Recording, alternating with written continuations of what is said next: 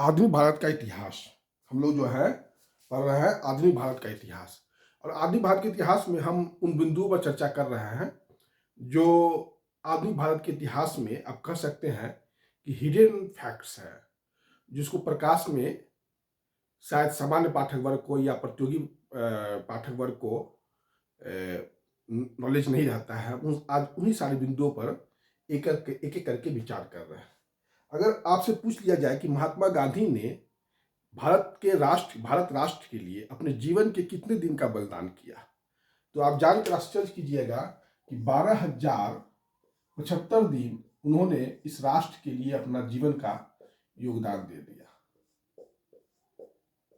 मतलब 12,075 दिन महात्मा गांधी ने अपने जीवन के कुल दिन में से उतना दिन जो है अब इस देश के लिए दिया है। 12,075 दिन, तो आप 365 से इसको भाग करके देख लीजिए तो कितना साल हो जाता है ना। एक साल में 4,000 हुआ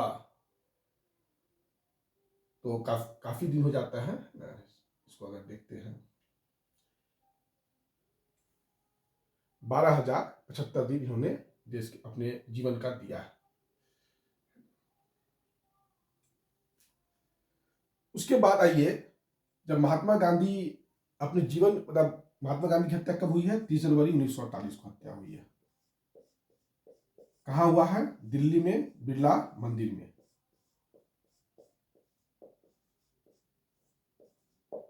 भारत जब बिरला मंदिर में का मतलब जो है हत्या हुआ था, नाथूराम गौडसे ने किया था। नाथूराम गौडसे ने किया था। नाथूराम गौडसे ने इनका हत्या किया था 5:17 पर। 3 गोली चलाई थी, 3 गोली। जब महात्मा गांधी को गोली मारा जा रहा था तो महात्मा गांधी के दोनों तरफ जो आभा और मनु जो है उनको बाह के सहारे सहारा दे रही थी, मतलब कंधा दे रही थी। क्योंकि वह बूढ़े हो चुके थे तो अकेले नहीं चल पाते थे, तो एक तरफ आभा और एक तरफ मनु जो है उनके हाथ को पकड़ के उनको बिरला मंदिर ले जा रही थी। तो गोली जो है मार दिया गया। आभा मनु 5:17 गोली लगी थी। और इसी समय जो है 5:17 से कुछ पहले इनकी पटेल जो है मुलाकात करने के लिए महात्मा गांधी से आए थे। जब 5:10 पर जब आए थे इसी के आसपास, तो पटेल से महात्मा गांधी ने कहा कि अब तुम जाओ, मैं जा रहा हूँ बिरला मंदिर में अपना पूजा पाठ करने के लिए। तो पटेल जो है चले गए और महात्मा गांधी जो है अपने बिरला भवन से मतलब चूंकि बिरला भवन भी था उसी में वो ठहरे हुए थे, बिरला भवन में ही ठहरे हुए थे। तो उसी बिरला भवन से बिरला मंदिर में आ रहे थे रास्ता में, तो 5:17 पर इनको गोली मार दी गई। तो ये बात सबसे पहले सूचना मिला था तो पटेल को मिला था, वल्लभ भाई पटेल को। तो वल्लभ भाई पटेल दौड़ के आए। तो वल्लभ भाई पटेल को लगा कि महात्मा गांधी अभी जीवित हैं, तो तुरंत जो है डॉक्टर द्वारकादास भार्गव आए। डॉक्टर द्वारकादास भार्गव आए। तब डॉक्टर द्वारकादास भार्गव ने पटेल से कहा कि नहीं, अब गांधी हम लोगों के बीच नहीं रह गए, वो जा चुके हैं। मतलब आज अब से 10 मिनट पहले वो जा चुके हैं। लेकिन चूंकि डॉक्टर द्वारकादास भार्गव जो है जरूरी जो डॉक्टर का सामान होता है जिससे मृत्यु का सर्टिफिकेट दिया जाता है, तो उनके पास नहीं था। तो डॉक्टर जीवराज मेहता है, डॉक्टर जीवराज मेहता है। और डॉक्टर जीवराज मेहता ने फाइनली कहा कि अब गांधी जी इस दुनिया में नहीं रह गए, अब हम लोगों को बापू छोड़ के जा चुके हैं। पटेल वहीं पर थे। पटेल मृत्यु से पहले भी थे और मृत्यु के बाद पहुंचने वाले पहले व्यक्ति थे जो पटेल मतलब पर्सनालिटी की बात कर रहे हैं। अब आभा और मनु तो बगल में ही थी। और बिरला मंदिर में अपने जीवन का अंतिम समय उन्होंने 168 दिन यहीं गुजारा था। स्वतंत्रता का 168 दिन ही देखा था।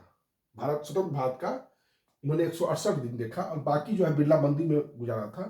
15 अगस्त 1947 को जब भारत स्वतंत्र हुआ था तो महात्मा गांधी कलकत्ता में थे, बेलाघाट में थे। वही हिंदू मुस्लिम का जो दंगा हो गया था नोआखली में, उसी के शांत कराने में थे। तो यही है महात्मा गांधी के जीवन के अंतिम समय में। महात्मा गांधी का जो नाथूराम गोडसे हत्या किया तो उनका जो मुकदमा चला, ट्रायल चला, वो शिमला में चला। वो दिल्ली में नहीं चला, शिमला कोर्ट में चला। शिमला में जाइएगा तो वहीं पर जो है ये बना हुआ है, वहीं पर इस पूरे कोर्ट का ट्रायल चला था, मतलब इस मुकदमा का। तो इसको थोड़ा सा आप लोग ध्यान में रखेंगे। आभा और मनु, अगर पूछ लिया जाए कि परीक्षा में कि कौन जो है दो महिला थी महात्मा गांधी के साथ में, तो आभा और मनु थी। उसके बाद आइएगा जवाहरलाल नेहरू।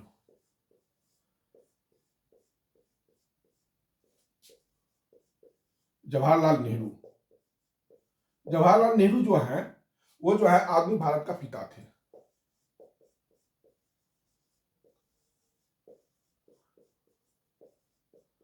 आधुनिक भारत का पिता थे जवाहरलाल नेहरू। जवाहरलाल नेहरू क्या थे? आधुनिक भारत का पिता थे,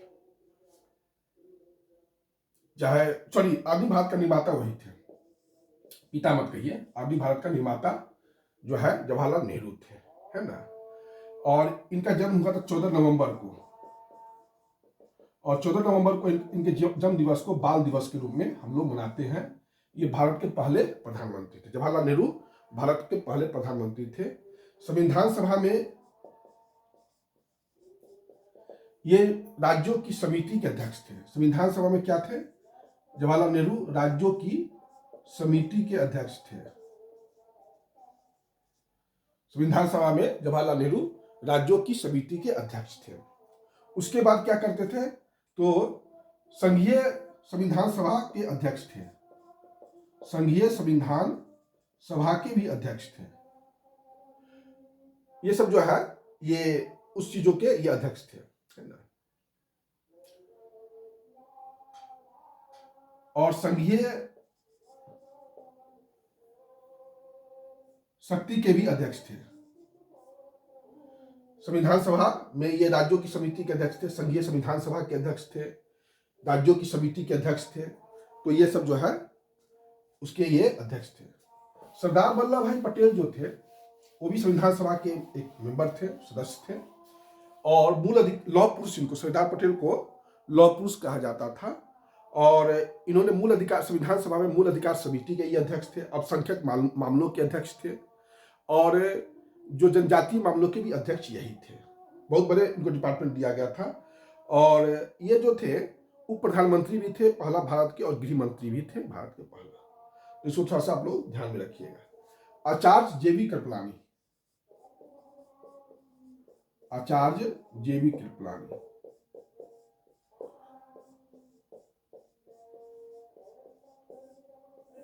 आचार्य जेबी कृपलानी, है ना। आचार्य जेबी कृपलानी जो है ने जो है संविधान सभा में मूल अधिकार, संविधान सभा में मूल अधिकार की उप समिति के अध्यक्ष थे। मूल अधिकार के समिति का अध्यक्ष कौन था? वल्लभ भाई पटेल। लेकिन उपाध्यक्ष कौन था, है ना। तो उपाध्यक्ष जो थे वो आचार्य जेबी कृपलानी थे। आचार्य जेबी कृपलानी थे। और इन्हीं की जो पत्नी थी सुचेता कृपलानी, सुचेता कृपलानी थी। और सुचेता कृपलानी जो थी वह आप कह सकते हैं कि देश की पहली महिला मुख्यमंत्री थी। देश की पहली महिला मुख्यमंत्री थी। देश की पहली महिला मुख्यमंत्री कौन थी? सुचेता कृपलानी थी। उत्तर प्रदेश की थी। आचार्य जेबी कृपलानी जो है देश जब 15 अगस्त 1947 को स्वतंत्र हो रहा था तो ये उस समय भारतीय राष्ट्रीय कांग्रेस के अध्यक्ष थे। नवंबर 1947 में इन्होंने भारतीय राष्ट्रीय कांग्रेस के अध्यक्ष पद से इस्तीफा दिया था। फिर डॉक्टर राजेंद्र प्रसाद को जो है भारतीय राष्ट्रीय कांग्रेस का अध्यक्ष बनाया गया था। लेकिन नवंबर 1946 में भारतीय राष्ट्रीय कांग्रेस का मेरठ में अधिवेशन हुआ तो जेबी कृपलानी को ही चुना गया था। और वह उस पद पर 15 अगस्त 1947 जब भारत स्वतंत्र हुआ तब भी थे। और नवंबर 1947 में उन्होंने त्यागपत्र दिया। फिर जाके राजेंद्र प्रसाद जो है उस पोस्ट पर आ गया। सरोजिनी नायडू जो है वो बंगाल विभाजन के समय में कांग्रेस में शामिल हुई थी। सरोजिनी नायडू जो है भारत को किला उनको कहा जाता था। और वह जो है बंगाल जो विभाजन 1905 में हुआ था तो उस समय जो है वह भारतीय राष्ट्रीय कांग्रेस में शामिल हुई थी। इसको थोड़ा सा ध्यान दीजिएगा। गोविंद बल्लभ पंत। गोविंद बल्लभ पंत जो है संयुक्त प्रांत के पहले मुख्यमंत्री है। उस समय प्रधानमंत्री कहा जाता था। संयुक्त प्रांत 1937 में जब प्रांतीय सरकार का जो इलेक्शन हुआ था 1937 में, तो उसमें संयुक्त प्रांत के मुख्य उप प्रधानमंत्री बने थे गोविंद बल्लभ पंत, है ना। और गोविंद बल्लभ पंत का जो है वो गृह मंत्री भी रहे थे। वह गृह मंत्री भी रहे थे, भारत के केंद्रीय गृह मंत्री भी थे।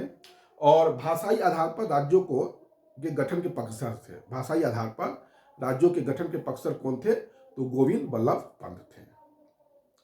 भाषाई आधार पर राज्यों के गठन के प्रबल पक्षधर या गठन कराने में उनकी भूमिका, गोविंद बल्लभ पंत की भूमिका काफी अग्रणी थी। अगर हम डॉक्टर भीमराव अम्बेडकर को देखें तो भारत के पहले विधि मंत्री थे।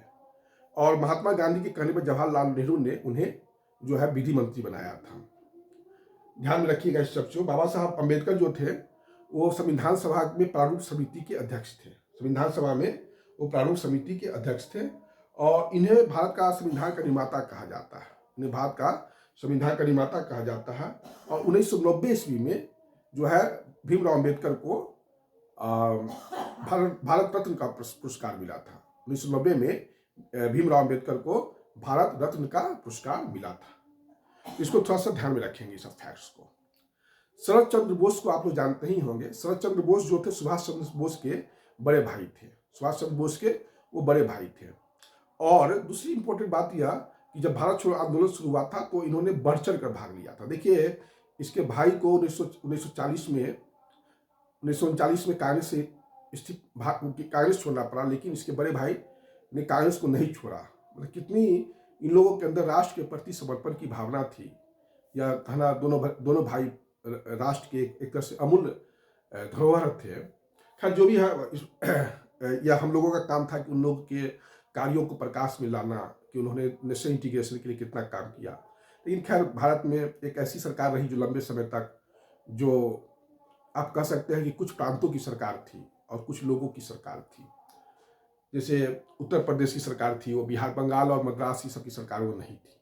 और यही कारण है कि बाद में जो है नेशनल भारत जब राष्ट्र, तो बंगाल और मद्रास जो है दोनों अपने आप को अलग थलग महसूस किए। तो इस सब के पीछे कारण यही था, लॉजिकल कारण यही था। जैसे चक्रवर्ती राजगोपालचारी थे, वो भी स्वतंत्र भारत के प्रथम गवर्नर जनरल यही थे। स्वतंत्र भारत के प्रथम गवर्नर जनरल, अंतिम गवर्नर जनरल भी यही थे, चक्रवर्ती राजगोपालचारी थे। और मद्रास में ये सीएम थे, मद्रास के ये पहले सीएम भी थे।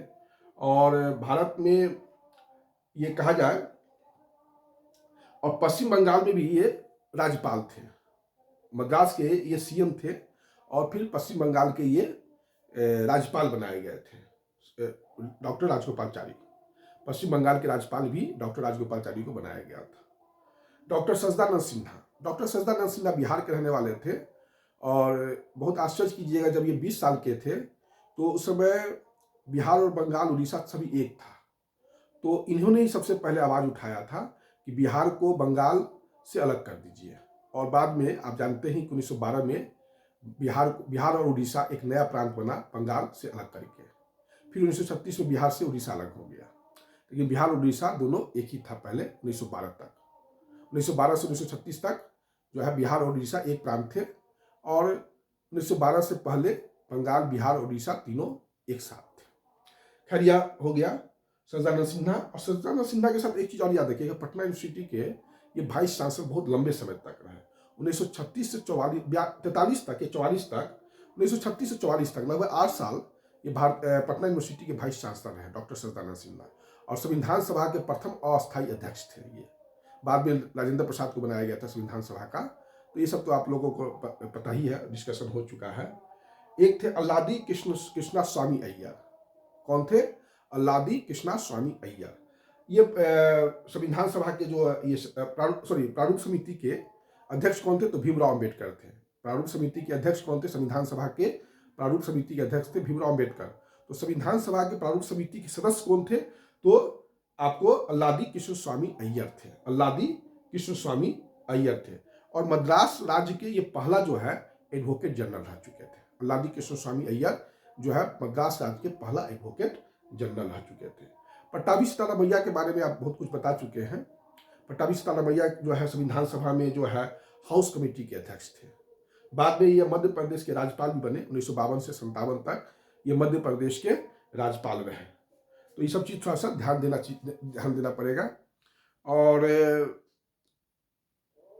पट्टाभी सितारमैया का जो ये सब स्टैंडर्ड है। और जीबी मावलंकर जो है वो जीबी मावलंकर लोकसभा के पहला अध्यक्ष थे और गांधी टोपी पहनने वाला, मतलब पहले जो है लोकसभा के दो अध्यक्ष जो होते थे अंग्रेज के समय में, जब भारत स्वतंत्र नहीं हुआ था, तो लोकसभा के अध्यक्ष जो स्पीकर कहलाते थे वो पहनते थे विग, अंग्रेजी विग। तो इन्होंने जब लोकसभा का स्पीकर बने तो इन्होंने अंग्रेजी विग को उतार दिया और कहा कि नहीं, मैं गांधी टोपी पहनूंगा, क्योंकि अंग्रेजी जो विग है या टोपी है वह भारतीय जलवायु के अनुकूल नहीं है। यह जीबी मावलंकर का कहना था। उसके बाद अगर आप आइएगा कन्हैया लाल मानिक लाल मुंशी, है ना, कन्हैया लाल मानिक लाल मुंशी। आप भारतीय विद्या भवन देखते होंगे दिल्ली में, चाहे कहीं भी देखते होंगे, तो उसके संस्थापक कन्हैया लाल मानिक लाल मुंशी ही थे। ठीक। और संविधान सभा में ऑर्डर ऑफ बिजनेस कमेटी के अध्यक्ष भी थे। संविधान सभा में ऑर्डर ऑफ बिजनेस कमेटी के अध्यक्ष भी थे कन्हैया लाल मानिक लाल मुंशी, जो भारतीय विद्या भवन के संस्थापक थे। और बाद में ये कृषि मंत्री भी बना। 1950 में ये भारत के कृषि मंत्री बने थे, क्योंकि राजेंद्र प्रसाद पहले कृषि मंत्री थे अंतिम सरकार में। तो जब वो राजेंद्र प्रसाद बन गए भारत के राष्ट्रपति, तो उनकी जगह पर इन्हीं को, कन्हैया लाल मानिक लाल मुंशी को ही कृषि मंत्री बनाया गया था।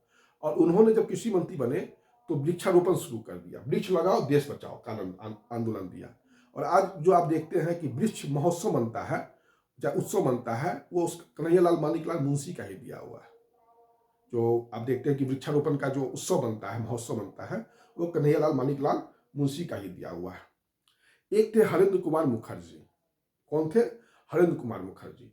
हरेंद्र कुमार मुखर्जी जो थे पश्चिम बंगाल के प्रथम राज्यपाल वही थे। बाद में राजगोपालचारी भी बने, लेकिन पहला जो राज्यपाल है वो हरेंद्र कुमार मुखर्जी ही बने हैं। और संविधान सभा में अल्पसंख्यकों की जो है उप समिति के अध्यक्ष थे। संविधान सभा में अल्पसंख्यक समिति के उप अध्यक्ष थे वो।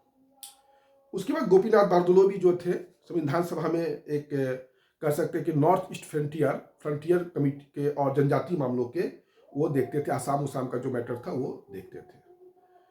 इधर देखिएगा एक पर्सनालिटी और है, अमृतलाल विट्ठल दास ठक्कर। ये जो थे हरिजन उत्थान में काफी अग्रणी आदमी थे। ध्यान से सुनिएगा, अमृतलाल विट्ठल दास ठक्कर ये हरिजन उत्थान के लिए बहुत जाने जाते हैं। और बेनेगल नरसिंह राव है ना। तो बेनेगल नरसिंह राव जो है वो संविधान सभा के सलाहकार थे।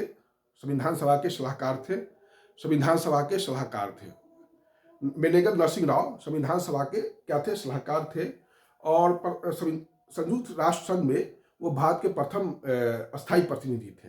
संयुक्त राष्ट्र संघ में भारत के प्रथम अस्थायी प्रतिनिधि कौन थे? बेनेगल नरसिंह राव थे। 1950 से 1952 तक वो जो थे वह उसमें काम करते थे। बेनेगल नरसिंह राव संयुक्त राष्ट्र संघ में वो थे। एन गोपालन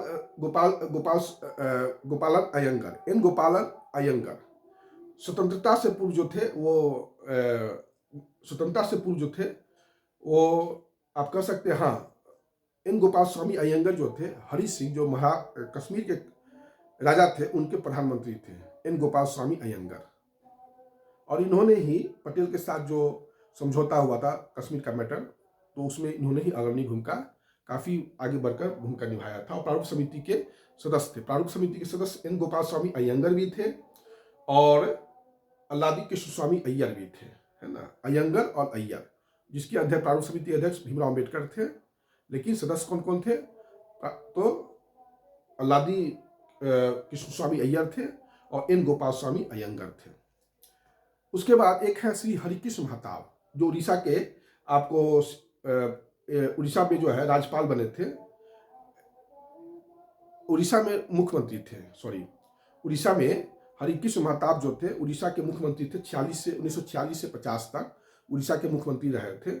और बाद में इन्होंने जो है अस्पृश्यता के विरुद्ध काफी काम किया था और गांधी जी के साथ ही दांडी मार्च में थे। गांधी जी के साथ हरिकृष्ण महताब जो थे वो गांधी जी के साथ दांडी मार्च में थे।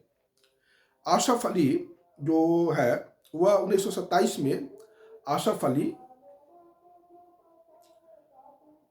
आसफ अली जो है 1927 में कांग्रेस के महासचिव बने। आसफ अली जो है 1927 में कांग्रेस के महासचिव बने। 1927 में आसफ अली कांग्रेस के महासचिव बने। संविधान सभा के सदस्य बने थे आसफ अली, संविधान सभा के सदस्य थे, संविधान सभा के सदस्य थे, संविधान सभा के सदस्य थे। वो अमेरिका में भारत के प्रथम राजदूत रहे थे। वो अमेरिका में भारत के प्रथम राजदूत रहे थे 1947-47 में। अमेरिका में भारत के प्रथम राजदूत रहे थे 1947-47 में। और 1950 में वह केंद्रीय विधानसभा में चुने गए दिल्ली की ओर से।